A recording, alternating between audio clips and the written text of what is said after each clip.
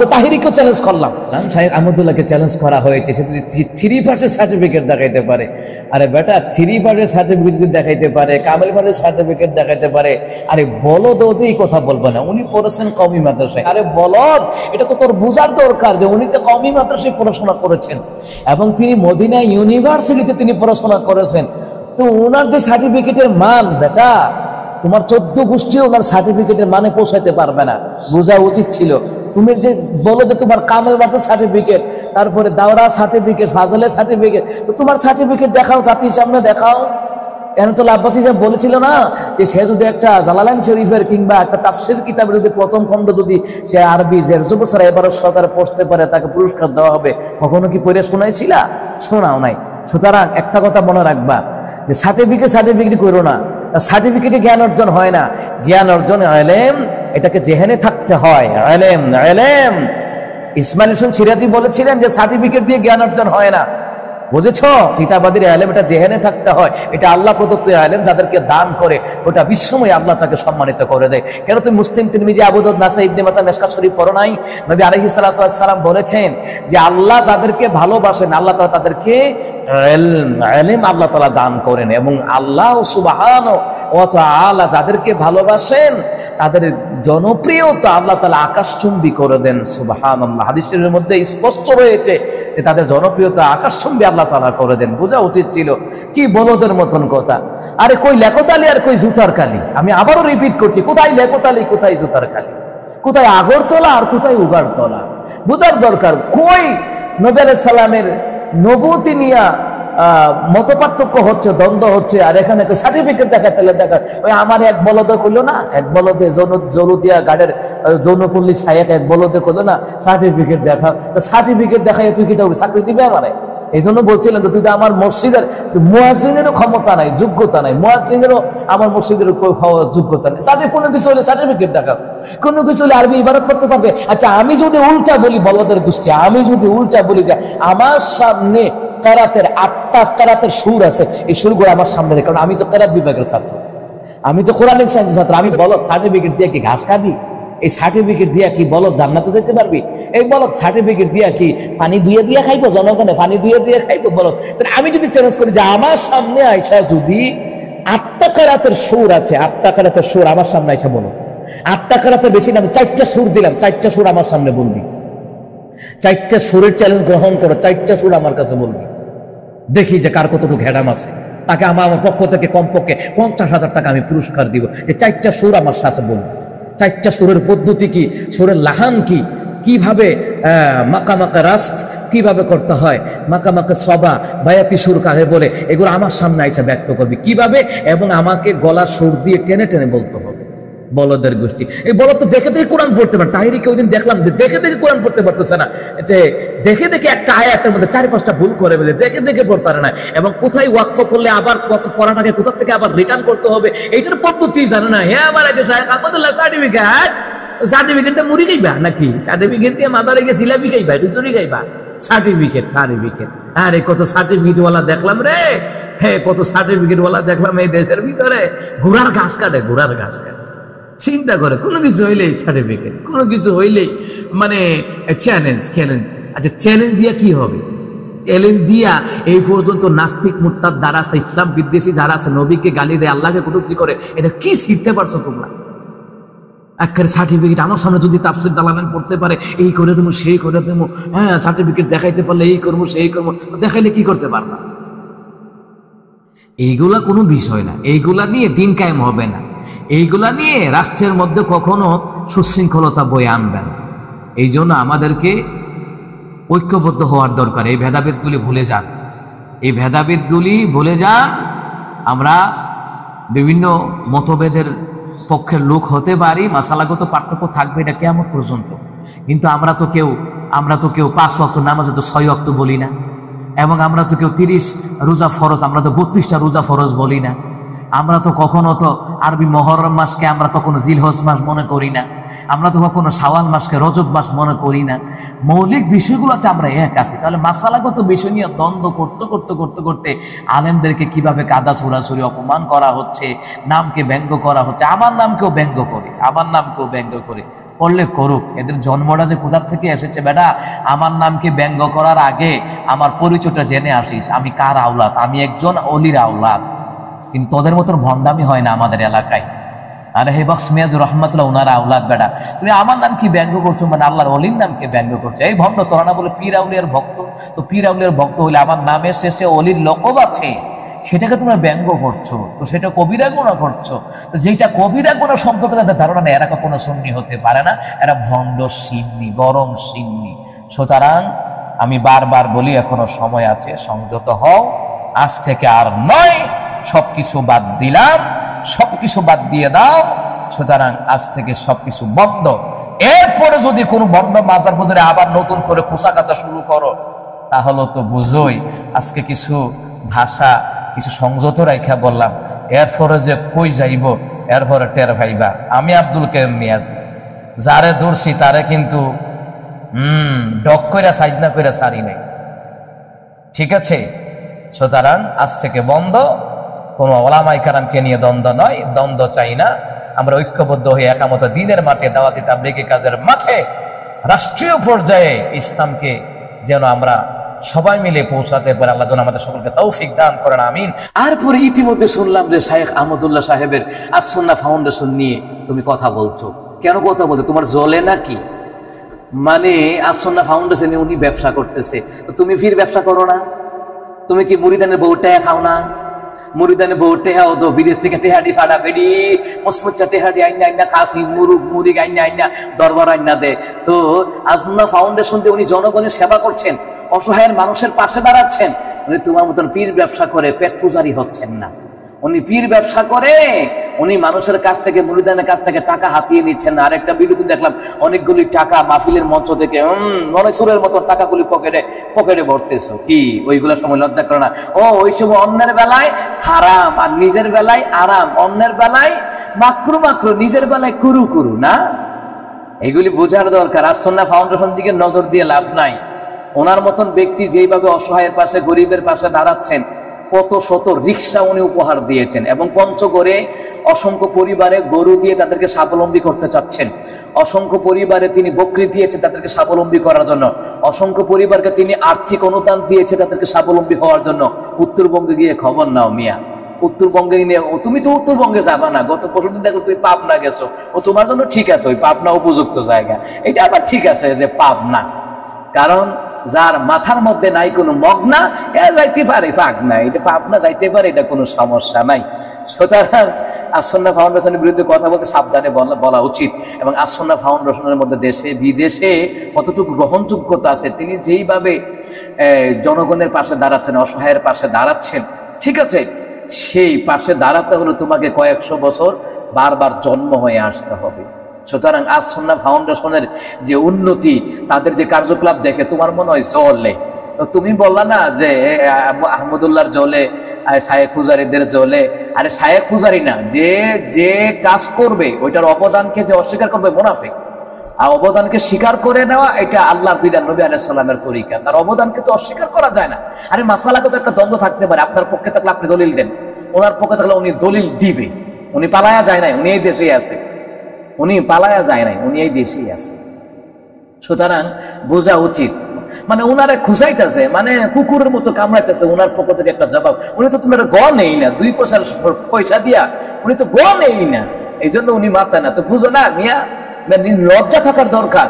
ওনারা যে এত খুঁজাইতেছো, তোমরা চতুর্দিকে বন্ধরা যে খুঁজাইতেছ, উনি তো তোমাদের গ নাই না, পাত্তাই দিলে নাই। এতে মধ্যে তোমাদের পাত্তা দেয় না, এইটাই তো তোমাদের লজ্জা থাকার দরকার, যে আমাদেরকে পাত্তাই দিতেছে না। এটা তো অপমানজনক, পাত্তাই দিতেছে না, এটা তো বোঝার দরকার, এটা কমন সেন্স থাকার দরকার। উনি গণতে আছে না, তোমাদেরকে গণার টাইমও নাই, ওনার ধারা কাছেও যাওয়ার টাইম নাই মিয়া। ওনার আস-সুন্নাহ ফাউন্ডেশনের কাজ দেখে চলে এই জ্বালা রে জ্বালা। ওবায়দুল কাদের বলছিল না, এই জ্বালা, এই জল্লা ফিরে মরবা। কিন্তু উনি ওনার আস-সুন্নাহ ফাউন্ডেশন নিয়ে অগ্রসর হচ্ছে, দিনের কাজ নিয়ে অগ্রসর হচ্ছে এবং হবে ইনশাআল্লাহ। সাম্প্রতিক বিষয় আপনারা লক্ষ্য করেছে, শায়েখ আহমদুল্লাহ এবং তাহেরি সাহেবকে নিয়ে একটি দ্বন্দ্ব হচ্ছে। এই দ্বন্দ্বের ভিতরে মূল যে কারণটি ছিল, কারণটি হচ্ছে যে নবী আলাইহিস সালাতু ওয়াস সালামের নবুয়তের বিষয় নিয়ে। নবী আলাইহিস সালাতু ওয়াস সালামের নবুয়তি বিষয়ে শাইখ আহমদুল্লাহকে প্রশ্ন করা হয়েছিল যে নবী আলাইহিস সালাতু ওয়াস সালাম কখন থেকে নবী। তখন তিনি বলেছেন, অর্থাৎ তিনাকে প্রশ্ন করা হয়েছিল যে নবী আলাইহিস সালাতু ওয়াস সালামের উপরে নবুয়তি কত বছর বয়সে নাজিল হয়। তো তিনি বলেছেন যে নবী আলাইহিস সালাতু ওয়াস সালামের উপরে 40 বছর বয়সে নবুয়তি নাজিল করা হয়, ওহী নাজিল করা হয়, যার মাধ্যমে গোটা পৃথিবীর মধ্যে ছড়িয়ে পড়েছে নবী আলাইহিস সালাতু ওয়াস সালাম আল্লাহ পাকের একজন শ্রেষ্ঠ পয়গম্বর। তো সেই বিষয়টা নিয়ে অনেক বাড়াবাড়ি হচ্ছে, অনেক অশ্লীল কথাবার্তা হচ্ছে, একজন আরেকজনকে গালিগালাজ করছে। বেশিরভাগ শাইখ আহমদুল্লাহর কাছ থেকে কোনো প্রতিবাদ আসেনি। যারা তথাকথিত ভণ্ড সুন্নি, আহলে সুন্নাত ওয়াল জামাত দাবি করে সুন্নতের ধারে কাছেও নেই, এরাই উল্টা গালিগালাজ করছে, ওনাকে বিভিন্ন রকমের অপবাদ দিচ্ছে। সুতরাং যেইভাবে কাদা ছড়াছড়ি হচ্ছে, এটা দিয়ে কখনো মুসলমানদের জন্য মঙ্গল বয়ে আনবে না। এটা মুসলমানদের জন্য খুবই করুণ দুর্দশা নিয়ে আসবে। তো যেভাবে কাদা ছড়াছড়ি হচ্ছে একটা নবুয়তের বিষয় নিয়ে, অথচ এই দেশের ভিতরে কাদিয়ানি আছে, শিয়া আছে, যারা আল্লাহ নবী সাল্লাল্লাহু আলাইহি সাল্লামকে নবী হিসাবেই মানে না, অথচ এদের বিরুদ্ধে কোনো রকমের তাদের কোনো হুঁশিয়ারি নেই কিংবা কোনো পদক্ষেপ নেই, কোনো প্রতিবাদ নেই। অথচ শাইখ আহমদুল্লাহর বিরুদ্ধে মামলা করা হচ্ছে। আরে এই মামলা তো জন্মের পর থেকে মানুষ দেখতেছে, এই মামলা হামলা এরকম হুমকি দামকি দিচ্ছে। আমার মনে হয় এগুলো একটু চাপাবাজি আর কি, তাদের তো চাপার জোর আছে। যদিও নবীর সুন্নাত তারা পালন করে না, কিন্তু মোটামুটি তাদের চাপার জোর আছে, এই জন্য চাপার জোর করে মামলা করা হবে। এখন শাইখ আহমদুল্লাহর বিরুদ্ধে মামলা করা হবে না, শাইখ আহমদুল্লাহর বিরুদ্ধে যারা দালালি করতেছে তাদের বিরুদ্ধে মামলা দেওয়া হবে, এভাবে হুমকি দেওয়া হচ্ছে। দালাল কারে বলে? কারণ যারা শাইখ আহমদুল্লাহর পক্ষে কথা বলছেন তারা দালাল নয়, তারা তোমাদের মতন মাজার নিয়ে দালালি করে না, তারা তোমাদের মতন ভণ্ড পীর মুরিদি নিয়ে দালালি করে না, তারা নবী আলাইহিস সালামের জন্মদিন উপলক্ষে ওরা নিজেরা জন্মদিন পালন করে না। কারণ এই দেশে তথাকথিত ভণ্ড সুন্নি, আপনি তাহিরি বলেন, আলাউদ্দিন জিলাপি বলেন, এবারে নূরে বাংলা বলেন, বোল্ডেজার বলেন, যত কিছু বলেন, এরা নবী আলাইহিস সালামের জন্মদিনে ওরা কেক কেটে খায়, মানে জীবনে কেক খায় না আর কি, রাক্ষস খায়। ওই কেক খাইলে কুমিল্লা মাতৃভান্ডার আছে, ওখানে রসমালাই আর কেক খাইবে, ইচ্ছা মতে খাইতে পারবার, ঠিক আছে নি? তো যেই অবস্থা শুরু হয়েছে শাইখ আহমদুল্লাহর বিরুদ্ধে, একজন আলেম হয়ে আরেকজন আলেমকে এইভাবে কটূক্তি করা, তারপরে এমন ভাবে শাইখ আহমদুল্লাহ যদি কামালের সার্টিফিকেট দেখাইতে পারে, আরে গরু তুই সার্টিফিকেট দেখা, কওমের দাওরা হাদিসের সার্টিফিকেট দেখাও, মেশকাতের সার্টিফিকেট দেখাও, জালালানির সার্টিফিকেট দেখাও। উনি পড়েছেন কওমিতে, তো উনি আলিয়ার সার্টিফিকেট দেখাইতে যাবে কিভাবে? সুতরাং সাবধানে কথা বলা উচিত। একজন আলেম হয়ে আরেকজন আলেমকে এইভাবে তুচ্ছ তাচ্ছিল্য করা, এটা কখনো মুসলিম উম্মাহ গ্রহণ ভালো নজরে দেখবে না। অথবা এইভাবে বলা যায় যে একজন আলেমকে স্টেজে বসে হাজারো জনতার সামনে যেভাবে অপমান তুচ্ছ তাচ্ছিল্য করা হচ্ছে, এটা মুসলিম উম্মাহর জন্য কখনো কল্যাণ বয়ে আনবে না। সুতরাং প্রত্যেকটি মাহফিলে মুফতি তাহিরি প্রত্যেকটি মাহফিলে শাইখ আহমদুল্লাহকে কটূক্তি করে কথা বলছেন, কিন্তু শাইখ আহমদুল্লাহকে আপনার বিরুদ্ধে কখনো কটূক্তি করে বলেছেন? এটাই বলে কার জন্মটা কোথায় কিভাবে হয়েছে এবং ব্যবহারে বংশের পরিচয়, এটাই বোঝা যায়। শাইখ আহমদুল্লাহর পক্ষ থেকে কোন প্রতিবাদী আসছে না, তাহলে আপনি বুঝেন না যে শাইখ আহমদুল্লাহ আপনার মতো তাহিরিকে গণার টাইম নেই। আপনি যা কিছু বলার মানে কুকুরের মতো লাভাতে থাকেন, কুকুরের কামড় হয়েছে হাঁটুর নিচে কিয়ামত পর্যন্ত থাকবে, কিন্তু শাইখ আহমদুল্লাহ এগুলি বলার কোনো টাইম নাই। হ্যাঁ, শাইখ আহমদুল্লাহর পক্ষে বলার কারণে আপনারা আমাকে দালাল বলতে পারেন, আমরা তো মাজার নিয়ে দালালি করি না। একজন ব্যক্তি যদি গ্রহণযোগ্য আলেম হয়, তার পক্ষে আমাদের কথা বলতে হবে। যেমন আল্লামা মামুনুল সাহেবের পক্ষে আমরা কথা বলেছি, প্রতিবাদ করেছি। সুতরাং শাইখ আহমদুল্লাহ হচ্ছে একটা প্রতিষ্ঠান, তার সমপরিমাণ হতে আরো কয়েকশো বছর তোমার মতো মুফতি তাহির জন্ম হয়ে আসতে হবে, ওনার সমকক্ষ হতে পারবে না। উনি যেভাবে আসন্না ফাউন্ডেশনের মাধ্যমে সারা দেশে বিদেশ থেকে যেভাবে জাকাতে টাকাকে কালেকশন করে গরিবদের মাঝে, অসহায়দের মাঝে বিতরণ করে দিচ্ছেন, তোমার মতন তাহিরি, তোমার মতন ভণ্ড তাহিরি যত গ্রুপ আছে, এদের 14 গোষ্ঠী কয়েকশো বার জন্মগ্রহণ করলেও শাইখ আহমদুল্লাহর কাজের সমপরিমাণ কখনো হবে না। এই জন্য সাবধানে কথা বলা উচিত, এই জন্য সাবধানে কথা বলে। তুমি আরেকজনকে অপমান করছো, কিন্তু মানুষের কিন্তু তোমার জুতার বাড়ি এখনো বলে যায় নাই। ব্রাহ্মণবাড়িয়ার জমিনে যেভাবে জুতা পেটা করেছিল, তোমার সামনে একজন আলেমকে আহমদুল্লাহর গালে গালে জুতা মারো, তাহলে এইভাবে তোমাকে বলছে, তোমার সামনে বলছে, একজন আলেমকে লক্ষ্য করে, সে জুতার বাড়ি কি তোমার উপরে পড়ে নাই? তুমি কিভাবে ওই সুযোগটা দিলা? তুমি যদি একজন আলেম হতা, একজন আলেমের মান সম্মান বুঝতা, তখন তাকে থামিয়ে দিতা, স্টপ, থেমে যাও। এখানে এখন আমার সামনে আরেকজন আলেমকে জুতা পেটার কথা, জুতা মারো তারা এই কথা বলা যায় না। তাকে বলা মানে আমাকেও বলা, এটা কি নিজের গায়ে লাগে না? এই মিয়া, উপরে থুতু দিলে নিজের উপরে পড়ে, এটা বোঝা উচিত ছিল। আর ওই বোঝার যোগ্যতা থাকবে না তো থাকবে কিভাবে? মাথার পূজা করতে করতে মাথার মধ্যে মগজ নাই, গিলু মগজ এটা তাদের পীর বাবারা খাইয়া ফেলছে, মানে এমন ভাবে খেয়ে ফেলছে যে তাদের মাথার মধ্যে কিচ্ছু নাই। এই জন্য সাবধানে কথা বলা উচিত। এইভাবে কাদা ছোড়াছুরি করলে তো মুসলিম উম্মাহ এটাকে ভালো নজরে দেখবে না। তুমি কতগুলা কুকুর লেলিয়ে দিয়েছো, ওহাবিদেরকে গালি দেওয়া, শায়েখ আহমদুল্লাহকে গালি দেওয়া। এবং আরো একটা ভিডিও, কয়েকটা ভিডিও দেখলাম, বলতেছে যে আহমদুল্লাহ একজন আলেমের নামকে ব্যঙ্গ করে, সেটাকে কবিরা গুনাহ নয়? নবী আলাইহিস সালাতু ওয়াস সালামের হাদিস যদি জানতে তাহলে তো তোমরা কখনো নামকে ব্যঙ্গ করতে না, কারণ হচ্ছে এটা কবিরা গুনাহ হয়, এটা তওবা ছাড়া আল্লাহ পাক মাফ করবে না। তো সুতরাং যারা সুন্নি হবে তারা তো নবীর একটা আদনা সুন্নাতকেও পালন করবে। কিন্তু কিসের সুন্নি? বরঞ্চ গরম সুন্নি খাও, বছরে রবিউল আউয়ালের নাম দিয়ে গরম সুন্নি, গরম সিন্নি, গরম খিচুড়ি, গরম জিলাপি, গরম বিরিয়ানি খাও। এই জন্য তো আসল সুন্নত নবী আলাইহিস সালামের সুন্নতগুলিকে মাটি দিয়ে ফেলেছো, কিন্তু জানো না সুন্নতের মর্তবা কি। এই জন্য আল্লাহ তাআলা বলেছেন ওয়া আতিউল্লাহ ওয়ার রাসূল লাআল্লাকুম তুরহামুন, তোমরা আল্লাহ এবং তার রাসূল সাল্লাল্লাহু আলাইহি ওয়াসাল্লামের ইতাআত করো, তাহলে তোমাদের উপরে রহম করা হবে। তোমাদের উপরে রহমের পরিবর্তে গজব আসতেছে, কারণ তোমরা আলেমদেরকে গালিগালাজ করছো এবং আমাদেরকে তুচ্ছ-তাচ্ছিল্য করছো। যারা আলে হকের পক্ষে কথা বলে, কোরআনের পক্ষে কথা বলে, তাদেরকে গালিগালাজ করছো, বিভিন্ন রকমের গালিগালাজ করছো, খারাপ মন্তব্য পর্যন্ত করছো। আরেকটা বলদ লাম্বা সুল্লাহওয়ালা আরেক বলদ বলতেছে শায়েখ আহমদুল্লাহকে খুঁজে পাওয়া যাচ্ছে না, শায়েখ আহমদুল্লাহ নাকি কার বউ নিয়ে পালাই গেছে, তোর বউ নিয়ে পালাই গেছে নাকি, বেয়াদব কোথাকার। তো তাহলে জানোস কেমনে উনি আরেকবারের বউ নিয়ে পালাই গেছে? নাউযুবিল্লাহ। কিভাবে কথাগুলি বলতেছে। এরা মনে হয় অন্যের বউ নিয়ে আলবুকলো কি করে, ওরা মনে হয় অন্যের বউ নিয়ে মনে হয় পরকিয়া করে, এই জন্য এদের মধ্যে এই চিন্তাটা আছে। আরে মাসালার দ্বন্দ্ব লাগলো, মাসালার দ্বন্দ্বের যদি পক্ষে বিপক্ষে দলিল থাকে তোমরা দলিল দিয়ে কথা বলতে পারো, কিন্তু এই জন্য কি একটা মানুষের মিথ্যা অপবাদ দিয়ে তার চরিত্রকে হরণ করা, তার মান সম্মানকে হরণ করে, এইভাবে তো তুচ্ছ-তাচ্ছিল্য করা যায় না। কই নবুতি, কই লেকতালি আর কই সুতার কালি, কই লাগলো ঝগড়া নবুতি নিয়া যে 40 বছরের নবী আসলে নবুতি পেয়েছেন। শায়েখ আহমদুল্লাহকে তো এই প্রশ্ন করা হয় নাই যে নবী কখন থেকে নবী, তাহলে উনি বলতেন যে আদম আলাইহিস সালাম মাটি এবং পানি, তখন থেকে তিনি নবী। তিনি জন্মের পরও নবী, জন্মের আগেও নবী, মৃত্যুর আগেও নবী, মৃত্যুর পরও নবী। নবী আলাইহিস সালাতু ওয়াস সালাম কুল কায়নাতের শ্রেষ্ঠ কুলের এবং শ্রেষ্ঠ পয়গম্বর মুহাম্মদুর রাসূলুল্লাহ সাল্লাল্লাহু আলাইহি ওয়াসাল্লাম।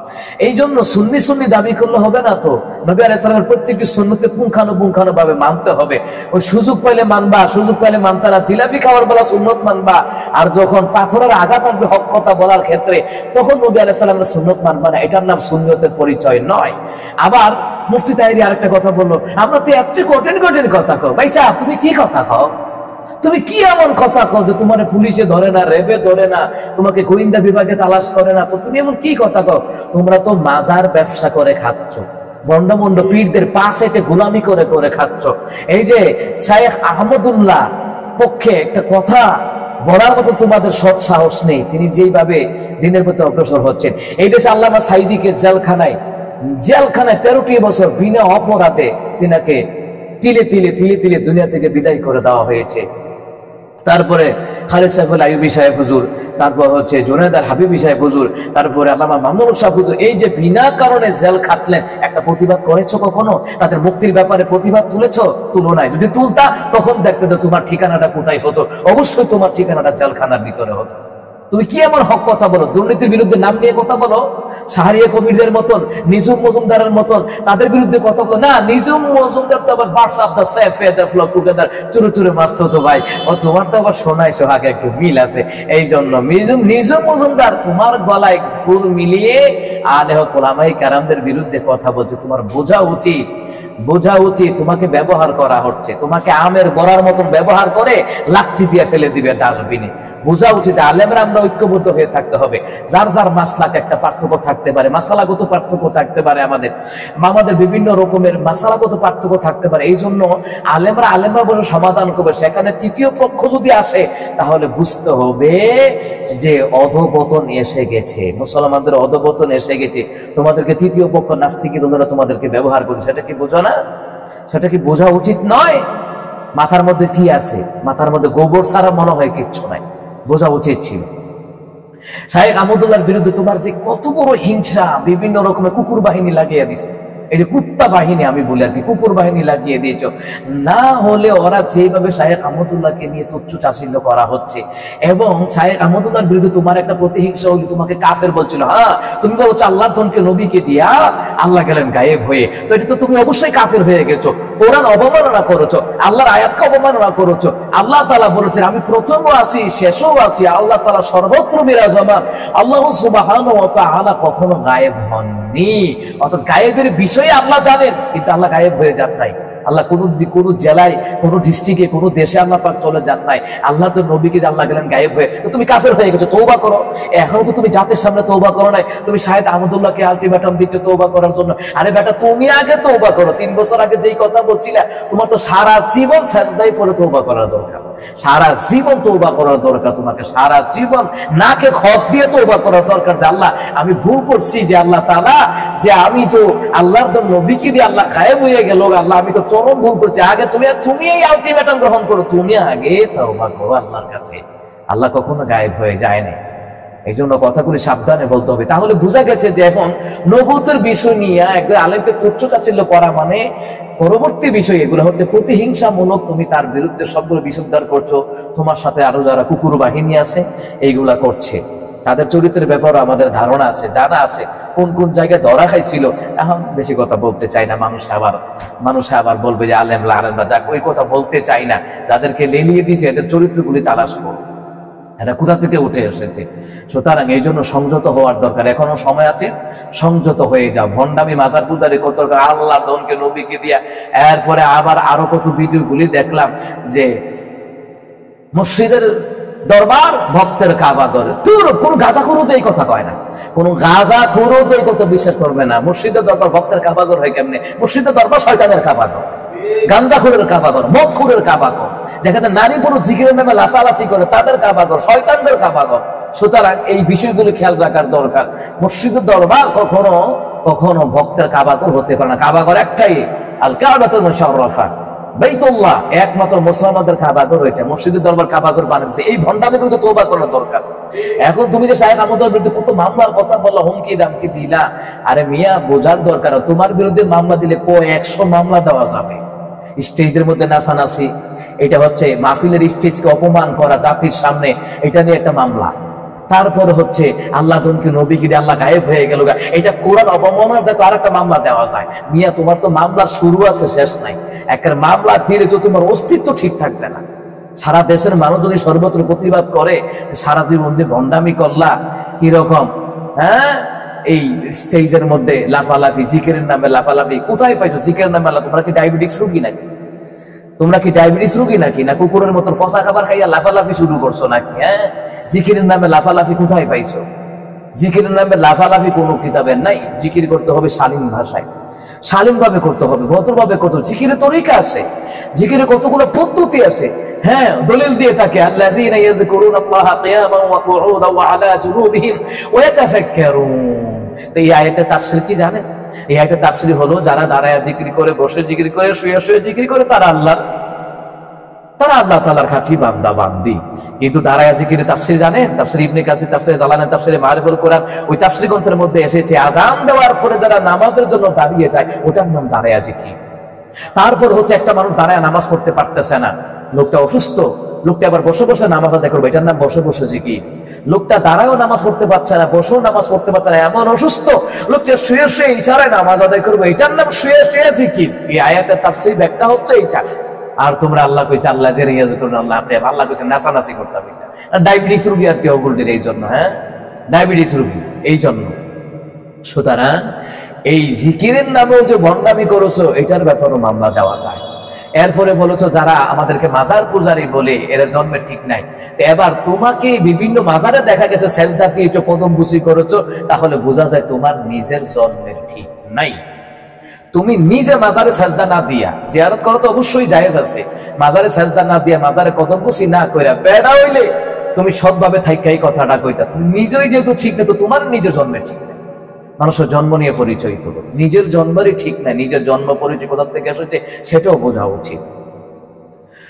কোথায় দরবার লাগলো নবুয়তি নিয়ে, আর কোথায় ওনার চরিত্রগত নিয়ে তুচ্ছতাচ্ছিল্য করা হচ্ছে, মানে বিভিন্ন মাহফিলে বিশুদ্ধার করা হচ্ছে, বিভিন্ন প্রোগ্রামে বিশুদ্ধার করা হচ্ছে। এর দ্বারা জনগণের কাছে তোমার কতটুকু গ্রহণযোগ্যতা, আর শায়েখ আহমদুল্লাহ কতটুকু গ্রহণযোগ্যতা, ও 100 বছরের জন্মগ্রহণ করে আসলেও সে গ্রহণযোগ্যতা ধারে কাছেও যাওয়া যাবে না।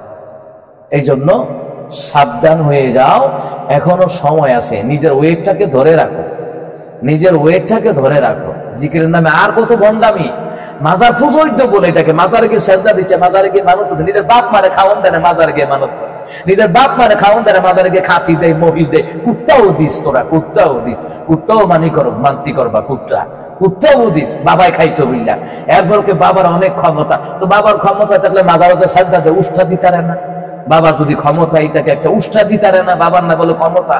তোমরা মাজারে জিয়ারত করতে যাও, সেজদা দিতে যাও না, বাবার অনেক পাওয়ার, তো পাওয়ার হলে তো তোমরা যে যারা সেজদা দাও, যারা কদম বুঝি করে, যারা তো বাবা উষ্ঠা দিতে পারে না, এবার এত টাকা পয়সা তাদের মাজারে দেওয়া হয়তো, বাবার যে এত কারামতি, এত পাওয়ার, তো টেহাডি গণ্যা দিয়ে নিতারে না, ও টেহা গণ্যা নিতে তো বাবার পাওয়ার কিনতে হইলো। সুতরাং মরার পরে জিরো জিরো জিরো।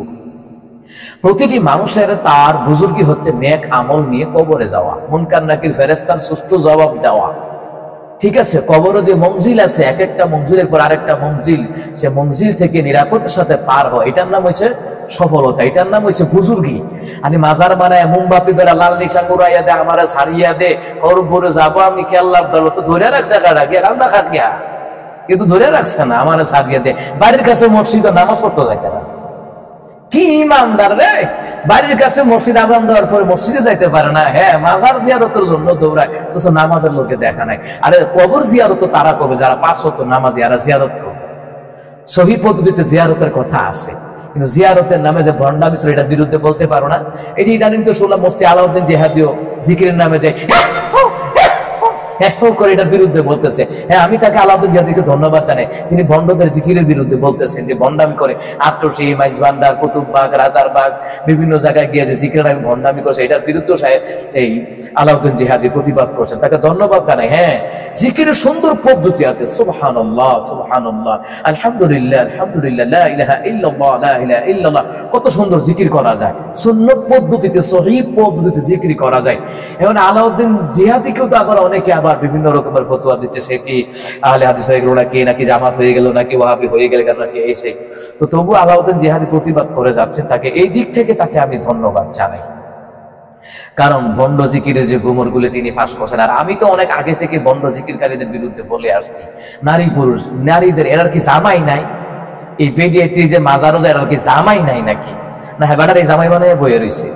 এই মহিলারা যদি জামাই থাকতো, তাহলে জামাই সেবা করতো, পর্দা করতো, নামাজ পড়তো, তার ইবাদত, তার ঘর সর্বোত্তম ইবাদতের স্থান হলো নারীদের জন্য ঘর। এগুলোর বিরুদ্ধে বলতে পারো না যে মাজারে কোনো মহিলা আসবেন না, আপনারা স্বামীর খেদমত করেন, তারপরে পর্দা করেন, নামাজ পড়েন।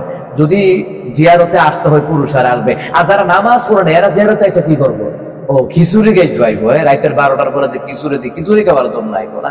এই ভণ্ডামের বিরুদ্ধে বলতে পারো না, এই ভণ্ডামে তুমি নিজে কই রাইছো, এর লাগে এটার বিরুদ্ধে তুমি কইবা কেমনে? কারণ এইগুলা করতে গেলেই তো এখন যদি এগুলোর বিরুদ্ধে মামলা দায়ের করা হয়, তোমার বিরুদ্ধে অসংখ্য মামলা দেওয়া যাবে, অসংখ্য মামলা দেওয়া যাবে। তো সারা বছর ভণ্ডামি করে যাও, তো তুমি তার ভণ্ডামির বিরুদ্ধে বলতে পারতেছো না, ঠিক আছে? এখন তো আর বলতে পারতেছো না, কেমনে বলবা? সারা জীবন এই কাম কই যাইছে। ওই যে ফেরাউনটা যখন বলছিল, ফেরাউন তুমি আত্মসমর্পণ করো, কারণ আসল রব হচ্ছেন আল্লাহ তাআলা। তো ফেরাউনের মনে মনে ভাবছিল এতদিন আমি ক্ষুধা দাবি করেছি, আর এখন যদি আমি ক্ষুধা না আল্লাহ ক্ষুধা, তাহলে আমার জুতা কাটা ছাড়া আর কোনো উপায় নাই। তো সারা জীবন নিজেই ভণ্ডামি করেছো, এখন ভণ্ডামির গোমর পাশ করতে গেলে নিজের চরিত্রের মধ্যে যত ভণ্ডামি আছে সেগুলো প্রকাশ হয়ে যাবে, এখন তার নিজের মান সম্মান প্লাস্টিক হয়ে যাবে। এই জন্য বিষয় একটা, ঝগড়া লাগবে আর একটা নিয়ে। সুতরাং নবুয়তের বিষয় নিয়ে যদি মাসালাগত পার্থক্য কিংবা ফতুয়াগত যদি কোনো ফতুয়া থাকে, তুমি তোমার দিক থেকে ফতুয়া দাও, শাইখ আহমদুল্লাহ দিক থেকে উনি ফতুয়া দিবেন। উনি যদি বলে থাকেন যে 40 বছর বয়সে নবী নবুয়তি পেয়েছেন, ওনাকে যে প্রশ্ন করেছে উনি এই প্রশ্নের উত্তর দিছে। ওনাকে বলছে যে নবী আলাইহিস সালাম কত বছর বয়সে নবুয়তি পেয়েছেন, তিনি বলে 40 বছর বয়সে নবুয়তি পেয়েছেন। তো তিনাকে যদি বলছো নবী কখন থেকে নবী, তাহলে উনি বলতেন নবী আলাইহিস সালাম তো জন্মের আগে থেকেই নবী। আদম আলাইহিস সালাম মাটি এবং যখন পানি, তখন থেকেই তিনি নবী। এবং আমরা তো সে আকীদায় বিশ্বাস করি, নবী আগেও নবী, তিনি পরেও নবী, জন্মের পরেও নবী, মৃত্যুর আগেও নবী, মৃত্যুর পরেও নবী, সর্বক্ষেত্রে নবী। কুল কায়নাতের মধ্যে তিনি শ্রেষ্ঠ পয়গম্বর, আল্লাহর পরে যে নবীর মর্যাদা মুহাম্মদুর রাসূলুল্লাহ সাল্লাল্লাহু আলাইহি ওয়াসাল্লাম। এই জন্য মাসালাগত পার্থক্য থাকতে পারে। যেমন ইমাম আযম হানিফা রাহিমাহুল্লাহর একটা মত, ইমাম মালিক রাহিমাহুল্লাহর একটা মত, ইমাম আহমদ ইবনে হাম্বল রাহমাতুল্লাহর একটা মত, তারপর হচ্ছে ইমাম শাফিঈ রাহিমাহুল্লাহর একটা মত। মতগত পার্থক্য থাকতেই পারে। এই জন্য তো একজনের আরেকজনের মান সম্মান নিয়ে কখনো তো তারা তুচ্ছ তাচ্ছিল্য করে নাই, যে অমুকের গালে গালে জুতা মারো, তারা তাহলে এই কথা বলে নাই। শাহেদ আহমদুল্লাহকে বলা হয়েছে আহাম্মক। আহাম্মক কারা কয়? তোমরাই তো আহাম্মক, যারা নবীর সুন্নত, এই সুন্নতরা জানে না যে গালি দিলে কবিরা গুনাহ হয়, মিথ্যা অপবাদ দিলে কবিরা গুনাহ হয়। এই কথাটা, এই সুন্নতরাই যারা জানে না, সবচেয়ে বড় আহাম্মক তোমরা। সুতরাং এখনো সময় আছে, সাবধান হয়ে যাও। জাতির কাছে আর এই ইসলামকে আর কলঙ্কিত করো না। দূর থেকে তো এখন নাস্তিক মুনাফিকরা হাসতেছে যে দিলাম তো হুজুরা লাগাইয়া, তোমার পিছনে যারা হরাকারী নাচতেছে, তোমার পিছনে টাইকলা বাস দিয়া ওরা সইরে যাবো। এটা বাংলাদেশ, বাংলাদেশে অসম্ভবের কিছু নাই, সবকিছুই সম্ভব। মানে একটা কথা আছে যে নৌকাটাকে সাগরের মাঝখানে নিয়ে আসো, ওইটা ভাঙা দিবে যে নে তোর পার, এবার তুই পারো, সাঁতার জানোস আর না জানোস, এবার তুই পইরা মর। এটা বোঝা উচিত। আলেমা আমাদের মহব্বত রাখার দরকার, কওমি হোক, জামাত ইসলামের হোক, সুন্নি জামাতের হোক, সমস্ত আলেমে মহব্বত রাখার দরকার। খবর নাই ইসরায়েলের কি অবস্থা হচ্ছে? গত 2 সপ্তাহ আগে 300 ইমামকে তারা মেরে ফেলেছে। খবর নাই যে ইতিমধ্যে যে ইরানের প্রেসিডেন্ট সহকারে যে 5 জনকে যে মেরে ফেলা হয়েছে, বিমান দুর্ঘটনা হয় নাই, ষড়যন্ত্র করে মারা হচ্ছে। তারা মুসলমানদের পক্ষে যে নেতারা কথা বলে, তাদেরকে ছলে বলে কৌশলে দুনিয়া থেকে বিদায় করা দিচ্ছে। খবর নাই বাংলাদেশে কিন্তু এই পরিণতি আসতেছে, এই পরিণতি আসতেছে। এই পরিণতি থেকে বাঁচতে হলে আমাদেরকে সমস্ত দলের তারা ঐক্যবদ্ধ হয়ে দিন কায়েমের ব্যাপারে কথা বলতে হবে। সংসদে যাওয়ার জন্য আমাদেরকে কথা বলতে হবে, সংসদে যাওয়ার জন্য আমাদেরকে প্ল্যান তৈরি করতে হবে, মাঠে ময়দানে হোক কথা বলতে হবে। শুধু এই জিকির দিয়ে সংসদে যাওয়া যাবে না। জিকির তো করবো আমরা, নামাজের পর আমরা কি জিকির করি না? আমরা কি তাসবিহ তাহলিল পড়ি না? পড়ি তো। আমাদেরকে দিন কায়েমের ব্যাপারে, একামত দ্বীনের পক্ষে, দাওয়াতে তাবলীগী কাজের পক্ষে, রাসূলুল্লাহর সুন্নাত তরিকার পক্ষে আমাদেরকে থাকতে হবে। এইভাবে প্রতিটি সমাজে, রাষ্ট্রে আমাদেরকে বিভিন্ন ইসলামী সংগঠন, দাওয়াতি সংগঠন গড়ে তুলতে হবে। না হয় সমাজে সুদখোররা এক, ঘুষখোররা এক, ইসলাম বিরোধীরা এক। এই দেশের মধ্যে ওলামায়ে কেরামকে শেষ করে দেওয়ার জন্য তৃতীয় পক্ষ তার ঐক্য হয়ে আছে, আর আমরা আলেমরা দ্বন্দ্ব লেগে আছে। কি এখনো কি শিক্ষা হয় না? এখনো কি শিক্ষা হয় না? এখনো সময় আছে। আমাদেরকে সর্বক্ষেত্রে ঐক্যবদ্ধ হয়ে আমাদেরকে এগিয়ে আসার দরকার। আল্লাহ যেন আমাদেরকে বোঝার তৌফিক দান করেন, আমিন। আসসালামু আলাইকুম ওয়া রাহমাতুল্লাহি ওয়া বারাকাতুহু।